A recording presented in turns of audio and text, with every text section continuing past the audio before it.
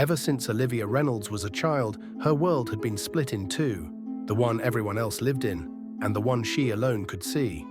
While other children played with dolls or worried about bedtime stories, Olivia was busy avoiding the shadowy figures that lingered in her bedroom corners or floated silently down the hall. It began when she was 5. She told her parents there was an old man standing in the hallway at night, watching her with blank eyes. They laughed it off at first, just a vivid imagination. But then the drawings started, disturbing sketches of people no one else could see, twisted faces, open wounds, and eyes that stared from the page with chilling accuracy. By the time she was 10, Olivia had been through 3 therapists and 2 schools. Nothing worked. The spirits followed her wherever she went. As she grew older, their presence only intensified. They weren't just silent watchers anymore.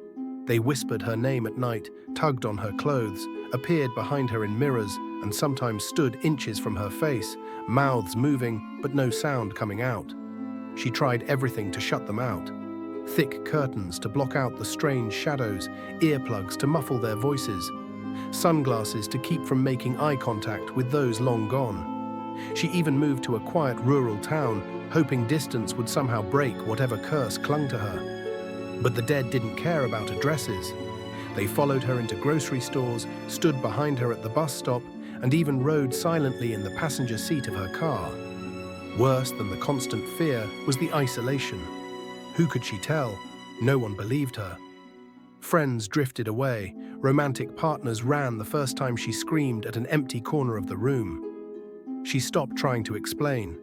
Eventually, she gave up trying to live like a normal person at all.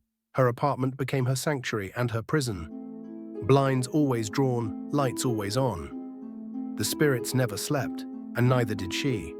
Some of them begged for help, sobbing or whispering about their deaths. Others simply watched her, unmoving, unblinking, as though waiting for something she didn't understand. The worst were the angry ones, figures that screeched, slammed doors, knocked over objects. One night, she woke up to find a pale boy crouched beside her bed, whispering the same sentence over and over, "You weren't supposed to see me." Now in her 30s, Olivia has given up hope of ever being free. Her days are filled with dread, and her nights are a constant battle for rest. She doesn't know what the spirits want, why they chose her, or what she's supposed to do.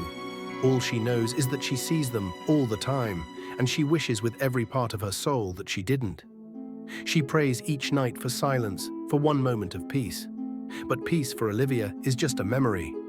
Like the time before the veil between worlds lifted and never came back down,